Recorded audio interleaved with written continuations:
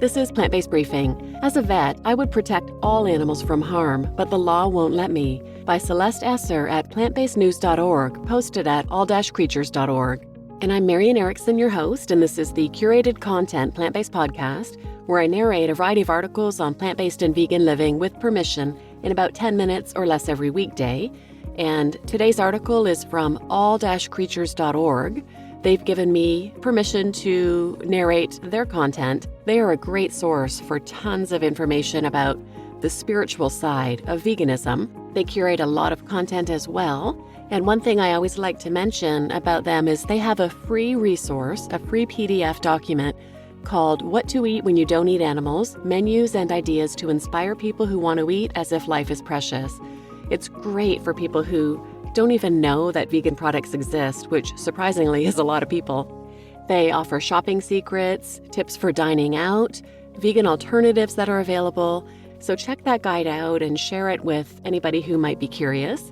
I'll put a link in the show notes, and you can also go to all-creatures.org and search What to Eat When You Don't Eat Animals, and it'll pop up. Now let's get to today's plant-based briefing. As a vet, I would protect all animals from harm, but the law won't let me. By Celeste Esser at plantbasednews.org, posted at all-creatures.org. As a pre-vet, my goal is to help animals live long, healthy lives, but I know that becoming a veterinarian is not enough, not in a world where vast numbers of sick and vulnerable animals cannot be legally helped, because they're considered the property of a corporation that uses them for profit. In a world like this one, I have to be an activist, and that is why earlier this month I walked out of a Petco in San Francisco carrying 4 mice, now named Amy, Mara, Simba, and Carrie, in my arms. I didn't pay for them. I rescued them. Rescuing these 4 mice was absolutely worth the risk, because the animals possibly could have ended up hand-fed to somebody's snake. Live feeding has been widely condemned by veterinarians as inhumane, both for the trapped and terrified mice and the snakes who risk being bitten. The mice sometimes wait hours or days in fear before they are eaten. The problem with Petco. In public communications, Petco encourages customers to choose frozen mice to feed their snakes as the more humane option, but the company has been exposed for buying frozen mice from breeders that freeze the animals alive. Moreover, contrary to its public advice, Petco continues to sell live feeder mice too. When asked over the phone and in person if someone could buy live mice for their snake, multiple employees at this San Francisco Petco told us yes. Petco doesn't care if you buy a mouse to be your forever friend or to be eaten alive by one. That's because to them, these animals exist to make money. So do betta fish, like the one my friend Julia carried alongside me during the rescue. Bred in overcrowded factories, many of them suffocate while being sorted, while others get injured or sick from the travel and tiny bowls without filtration that they wait in at stores like Petco.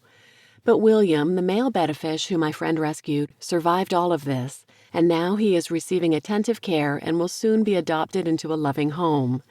As animals allies and advocates, my friends and I at Direct Action Everywhere, DXE, are well educated about the often misunderstood needs of betta fish and will ensure that they go to homes where their unique needs are met. Selling animals for profit is wrong. Even if Petco gave these animals plenty of space, enrichment, and medical care, it would still be wrong to buy and sell animals for profit. Animals of any size or species are not objects. You cannot put a price tag on their lives. They are individuals who feel fear, sadness, joy, and other emotions just like we do, and they deserve respect. Fortunately, these lucky few rescued mice and betta fish will be given medical attention, love, and care. But our goal is so much greater than these 5 individuals. What we want is a world where all animals have fundamental rights, as outlined in Rose's Law linked here, an Animal Bill of Rights. The first of these rights is the right to rescue from situations of abuse and neglect. The right to rescue is gaining momentum. San Francisco, Berkeley, and even Sebastopol, California, a city in Sonoma County, have all passed resolutions to support nonviolent activists currently facing trial for animal rescues in Sonoma County. The resolutions urge Sonoma County to drop the charges against the activists and instead investigate the criminal animal cruelty they exposed. Last year, a jury in rural Utah acquitted 2 activists of felony charges for rescuing sick and dying piglets from a Smithfield factory farm.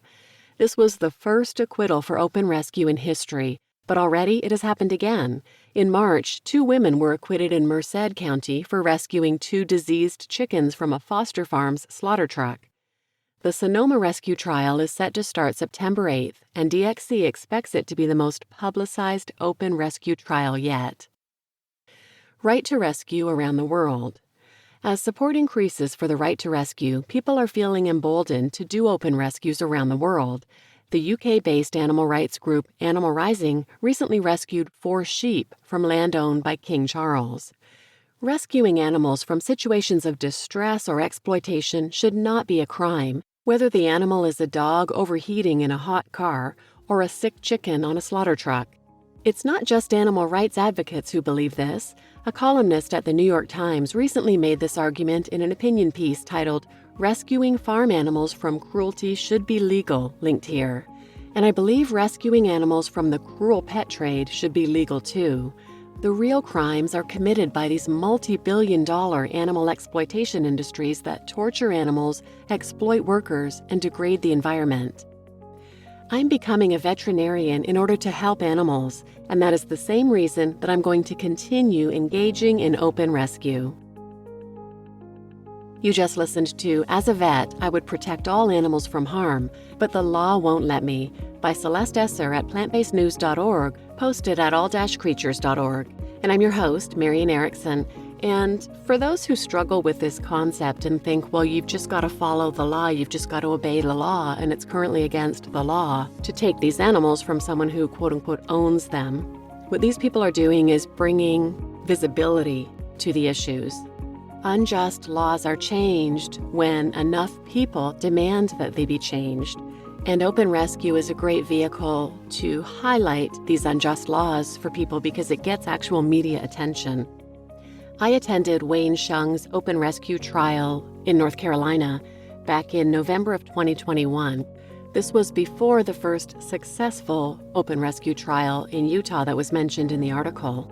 And it was shocking. I'm not very familiar with the legal system and how it works. But I used to think, well, just call animal control. They should take care of any issues, or just trust the legal system. A jury and a trial will be fair. But the judge prevented so much basic evidence from being shown. He wouldn't even allow any evidence whatsoever about the sickness of these animals that were rescued, the dire situation they were in. And law enforcement was called out many times, but they don't respond to farm animal cruelty situations because it's just normal and culturally acceptable. So for people who say if there is cruelty, it will be addressed in the legal system, no.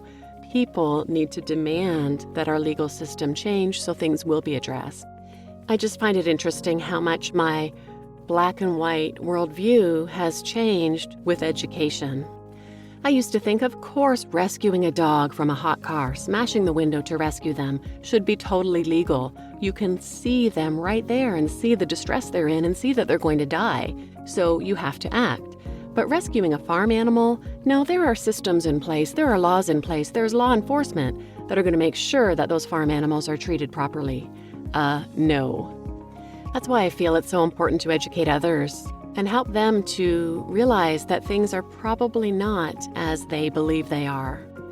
Education is the first step to enabling people to shift their worldviews, to understand where justice is failing, and to get unjust laws changed. And Right to Rescue provides the visibility for people to even look at the issue, question what they think about it, and hopefully look into it further. So please share this episode with anyone who might benefit, and thanks for listening.